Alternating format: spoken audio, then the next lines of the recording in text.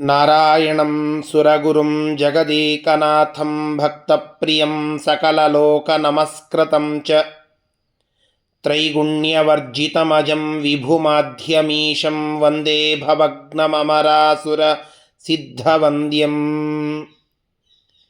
ವ್ಯಾಸಂ ವಸಿಷ್ಠನಪ್ತಾರಂ ಶಕ್ತೇಃ ಪೌತ್ರಂ ಅಕಲ್ಮಷಂ ಪರಾಶರಾತ್ಮಜಂ ವಂದೇ ಶುಕತಾತಂ ತಪೋನಿಧಿಂ. ಶ್ರೀ ಗುರುಭ್ಯೋ ನಮಃ. ಹರಿ ಓಂ. ವಿಷ್ಣು ಸಹಸ್ರನಾಮದ 5ನೇ ಶ್ಲೋಕದ ಚಿಂತನೆಯನ್ನು ಇವತ್ತು ಮಾಡೋಣ.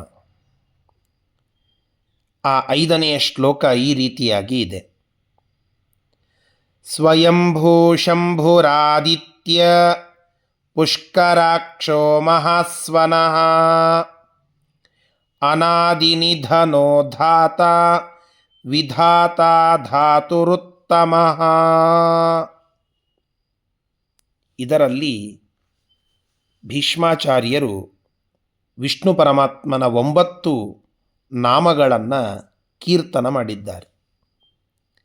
ಸ್ವಯಂಭೂ ಶಂಭು ಆದಿತ್ಯ ಪುಷ್ಕರಾಕ್ಷ ಮಹಾಸ್ವನಃ ಅನಾದಿನಿಧನ ಧಾತ ವಿಧಾತ ಧಾತುರುತ್ತಮ.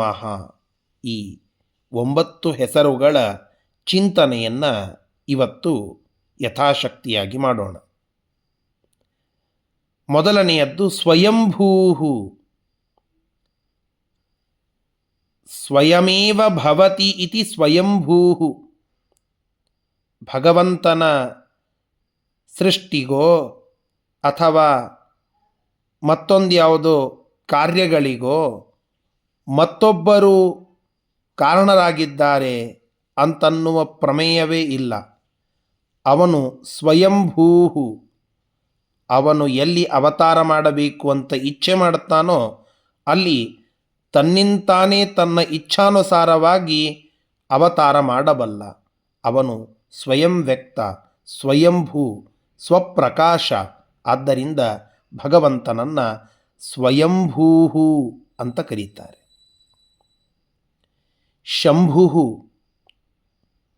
ಶಂಭು ಅನ್ನುವಂತಹದ್ದು ರುದ್ರದೇವರಲ್ಲಿ ಪ್ರಸಿದ್ಧವಾದ ಹೆಸರು. ಅದು ಮುಖ್ಯ ವೃತ್ತಿಯಿಂದ, ಅಂದರೆ ಅದರ ಮೊದಲು ಆ ಹೆಸರು ಇರುವಂತಹದ್ದು ವಿಷ್ಣು ಪರಮಾತ್ಮನಿಗೆ ಎಂಬುವುದನ್ನು ವಿಷ್ಣು ಸಹಸ್ರನಾಮ ಹೇಳುತ್ತದೆ. ಶಂಭು ಅನ್ನುವುದರ ಅರ್ಥ ಶಂ ಅನ್ನೋದಕ್ಕೆ ಸುಖ ಅಂತ ಅರ್ಥ. ಶಂ ಭಾವಯತಿ ಇತಿ ಶಂಭು ಅಂತ.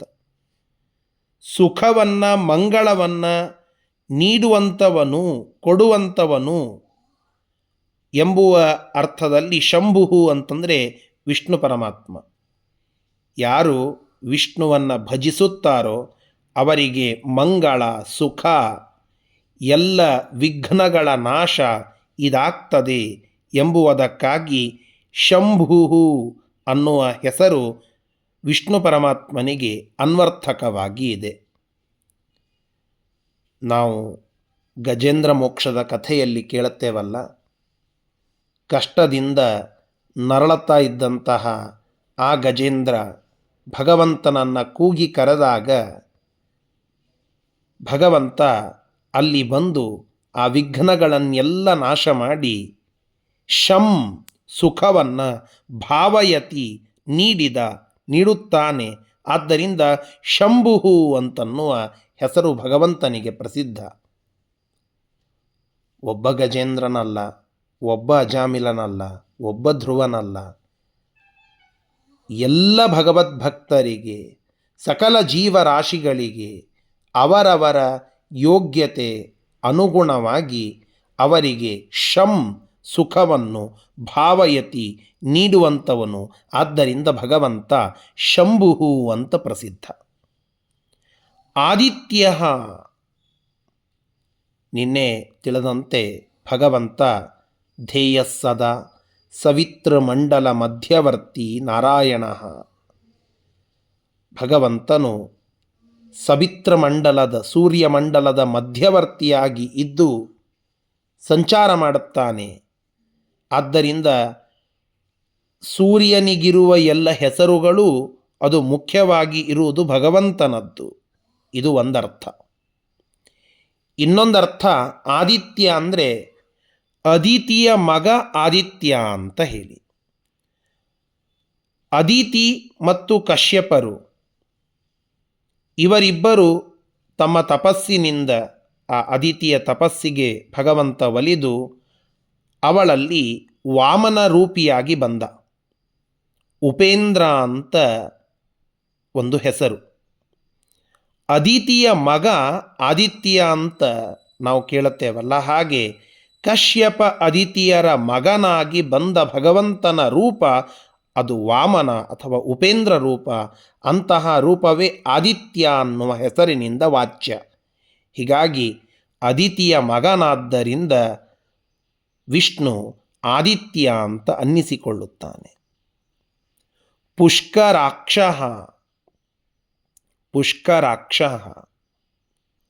ಪುಷ್ಕರ ಅಂದರೆ ಕಮಲ ಅಂತ. ಕಮಲದಂತೆ ಅಕ್ಷ ಕಣ್ಣುಗಳು, ಕಮಲದಂತೆ ಅರಳಿದ ತಾವರೆ ಕಣ್ಣಿನ ಭಗವಂತ ಕಂಗೊಳಿಸುತ್ತಾನೆ. ಆದ್ದರಿಂದ ಭಗವಂತನ ಕಣ್ಣುಗಳು ಕಮಲದಂತೆ ತುಂಬು ತಾವರೆ ಅರಳಿದಂತೆ ಆ ಭಗವಂತನ ಕಣ್ಣುಗಳು ಇವೆ. ಆದ್ದರಿಂದ ಭಗವಂತನನ್ನು ಕಮಲಾಕ್ಷ ಅಥವಾ ಪುಷ್ಕರಾಕ್ಷ ಅಂತ ಹೇಳುತ್ತಾರೆ. ಆ ಹೆಸರು ಇಲ್ಲಿ ಬಂತು. ಮಹಾಸ್ವನಃ ಅಂತ. ಸ್ವನಃ ಅಂತನ್ನೋದಕ್ಕೆ ಧ್ವನಿ ಅಂತ ಅರ್ಥ. ಮಹಾ ಅಂದರೆ ತುಂಬ ಗಂಭೀರವಾದ, ಗಂಭೀರ ಸ್ವನಃ ಮಹಾಸ್ವನಃ. ತುಂಬ ಗಂಭೀರವಾದ ಸ್ವನಃ ಧ್ವನಿಯನ್ನು ನಾದವನ್ನು ಉಳ್ಳವನು. ಆದ್ದರಿಂದ ಭಗವಂತನನ್ನು ಮಹಾಸ್ವನಃ ಅಂತ ಕರೀತಾರೆ. ನಾವು ಅನೇಕ ರೂಪಗಳ ಚಿಂತನೆ ಮಾಡಿದಾಗ ಬೇರೆ ಬೇರೆ ರೂಪಗಳಲ್ಲಿ ಭಗವಂತನ ಗಂಭೀರವಾದ ಸ್ವರ, ಆ ಧ್ವನಿ ಅದು ಕಂಡುಬರುತ್ತದೆ. ನರಸಿಂಹ ರೂಪದಲ್ಲಿ ಬಂದಾಗ ಭಗವಂತ ಆ ಸಿಂಹರೂಪದಿಂದ ಹಿರಣ್ಯಕಶಿಪುವಿನ ಎದುರಿಗೆ ಗರ್ಜನ ಮಾಡಿದರೆ ಎಲ್ಲ ದೇವತೆಗಳು, ಎಲ್ಲ ಅಲ್ಲಿದ್ದಂತಹ ಜನ ಕಕ್ಕಾವಿಕ್ಕಿಯಾಗಿ ನಿಂತಿದ್ದಾರಂತೆ. ಏನಿದು ಭಗವಂತನ ನಾದ, ಏನಿದು ಭಗವಂತನ ಧ್ವನಿ. ಇಂತಹ ಆ ಗಂಭೀರವಾದ ನಾದವನ್ನು ಕೇಳಿ ಎಲ್ಲರೂ ಒಂದು ಕ್ಷಣ ಅವಾಕ್ಕಾಗಿ ನಿಂತಿದ್ದಾರೆ. ಇದು ಎಂದೂ ಕೇಳದ ಧ್ವನಿ, ಇದು ಎಂದೂ ಆಲಿಸದ ಧ್ವನಿ, ಇದು ಮೂರ್ಲೋಕಗಳನ್ನು ಮುಳುಗಿಸುವ ಧ್ವನಿ. ಅಂತಹ ಆ ಶಕ್ತಿ ಆ ಭಗವಂತನ ಧ್ವನಿಯಲ್ಲಿ ಉಂಟು. ನಮ್ಮೆಲ್ಲರ ಧ್ವನಿ ಅದೇನೋ ಒಂದು ಇಂಪಾಗಿಯೋ ಅಥವಾ ಭಾರೀ ಗಂಭೀರವಾಗಿಯೋ ಇದೆ ಅಂತಾದರೆ ಅದರಲ್ಲಿ ಭಗವಂತನ ಅಸ್ತಿತ್ವ ಇದೆ ಅಂತ ಅರ್ಥ, ಭಗವಂತನ ಕರುಣೆ ಇದೆ ಅಂತ ಅರ್ಥ. ಹೀಗಾಗಿ ತಾನು ಅತ್ಯಂತ ಗಂಭೀರವಾದ ನಾದ, ಸ್ವರ, ಸ್ವನ ಅದನ್ನು ಉಳ್ಳವನು, ಗಂಭೀರವಾದ ಸ್ವರ ಉಳ್ಳವರಲ್ಲಿ ಇರುವವನು. ಹೀಗಾಗಿ ಭಗವಂತನನ್ನು ಮಹಾಸ್ವನಃ ಅಂತ ಕರೀತಾರೆ.